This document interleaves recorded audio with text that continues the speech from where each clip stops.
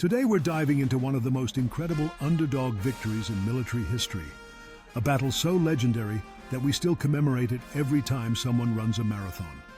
We're talking about the Battle of Marathon in 490 BCE, where 11,000 Greeks faced down a Persian invasion force of over 100,000 soldiers and somehow emerged victorious, using tactics so brilliant they changed warfare forever. Picture this. It's September 490 BCE, and the most powerful empire in the world has just landed on the beaches of Marathon, just 26 miles from Athens. King Darius I of Persia has sent a massive invasion force to punish the Greeks for daring to support rebellions in his empire. This isn't just a raid, this is a full-scale conquest designed to wipe Greek independence off the map forever. The Persian Empire at this time controlled territory from India to Egypt, commanding resources and manpower that dwarfed anything the small Greek city-states could muster. Their army included the legendary Immortals, elite warriors who had conquered most of the known world. Persian archers could darken the sky with arrows, and their cavalry had trampled every enemy they'd faced. Athens was facing extinction, and they knew it. The Athenian General Miltiades understood that conventional tactics would be suicide. You can't fight a defensive battle when you're outnumbered 10-1. You can't retreat because there's nowhere to go. And you definitely can't win a war of attrition against the largest empire in the world. So Miltiades decided to do something that seemed completely insane. He would attack first. But this wasn't going to be a typical ancient battle. Miltiades had studied Persian tactics and identified a crucial weakness in their formation. Persian armies typically placed their best troops in the center, with weaker forces on the flanks. They expected enemies to attack the center, where Persian strength was greatest. Miltiades turned this expectation into a trap. He deliberately weakened his own center, placing only a few ranks of soldiers there, instead of the usual deep formation. Meanwhile, he massively strengthened his flanks with the best Athenian hoplites and their Plataean allies. From a distance, it looked like a standard Greek battle line, but it was actually a carefully designed tactical innovation. The next part of his plan was even more audacious. Instead of marching slowly toward the enemy in traditional fashion, Miltiades ordered his men to charge across nearly a mile of open ground at full sprint while wearing 60 pounds of bronze armor. Think about how crazy this sounds. You're asking heavily armored infantry to run almost a mile, then immediately fight a life-or-death battle against fresh enemies. Most generals would assume their men would arrive exhausted and disorganized. But Miltiades understood something crucial about both Persian tactics and Greek psychology. The Persians relied heavily on their archers to soften up enemy formations before close combat. By charging at full speed, the Greeks would minimize their exposure to arrow fire and hit the Persian lines before their archers could be fully effective. More importantly, the psychological impact would be devastating. Imagine being a Persian soldier and seeing 11,000 Greek warriors in bronze armor running straight at you, screaming war cries with their spears leveled. The sight alone would be terrifying. When the battle began, everything unfolded exactly as Miltiades had planned. The Greeks charged across the plain of Marathon at full sprint, and the Persian archers barely had time to loose a few volleys before the lines collided. In the center, the thin Greek line was pushed back as expected. Persian forces broke through and began pursuing what they thought was a routed enemy. This was exactly what Miltiades wanted. The Persians were walking into his trap. But on the flanks, the reinforced Greek wings smashed through the weaker Persian formations and then wheeled inward. Instead of pursuing fleeing enemies, they turned to attack the Persian center from both sides. The Persians suddenly found themselves surrounded.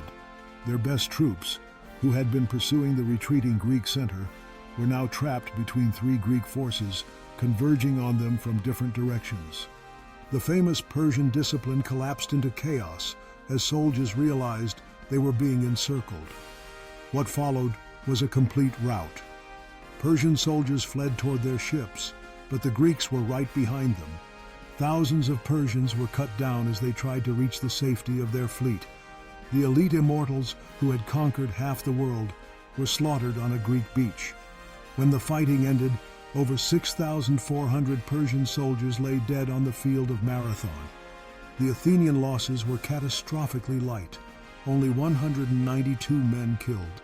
It was one of the most lopsided victories in military history, but the battle's impact went far beyond the immediate military results. Marathon proved that the Persian Empire could be defeated, that their seemingly invincible armies were vulnerable to superior tactics and Greek courage. The victory also gave birth to one of history's most enduring legends.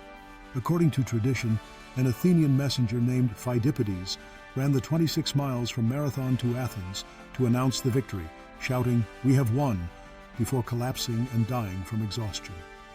Modern historians debate whether this story is accurate, but it doesn't matter.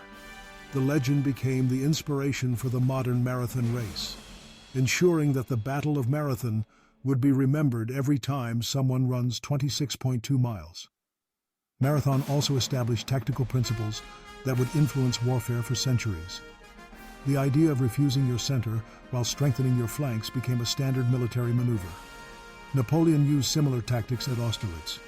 Modern military doctrine still teaches the principles of concentration of force and tactical surprise that Miltiades pioneered.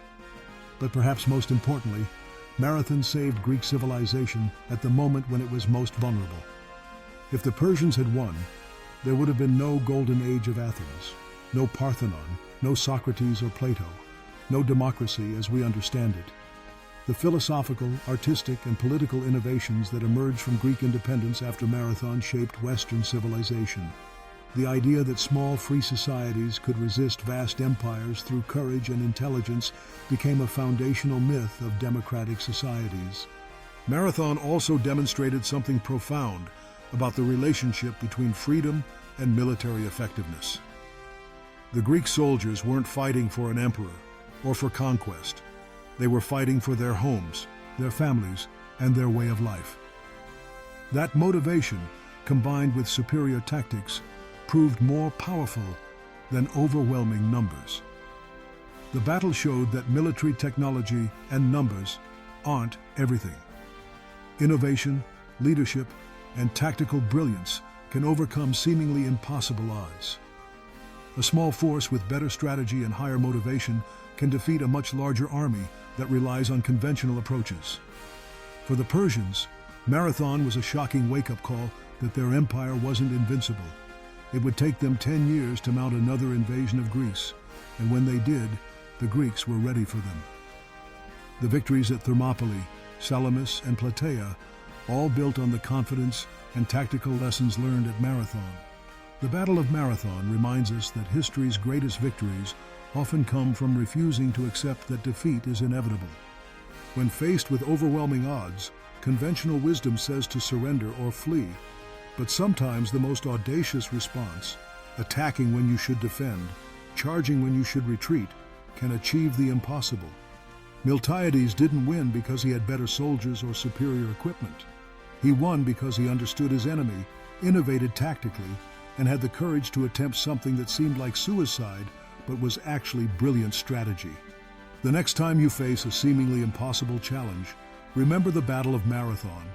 Sometimes the solution isn't to play it safe or follow conventional wisdom. Sometimes you need to run straight at the problem with everything you've got. What do you think about the Battle of Marathon and its incredible tactical innovation? Could similar principles apply to modern challenges, whether military or otherwise? Let me know your thoughts in the comments below. If you enjoyed this deep dive into one of history's greatest military upsets, make sure to subscribe and hit that notification bell. We've got more stories about the battles that shaped civilization and the brilliant strategies that changed the course of history. Remember, victory often belongs not to the strongest, but to those who refuse to accept that they can't win.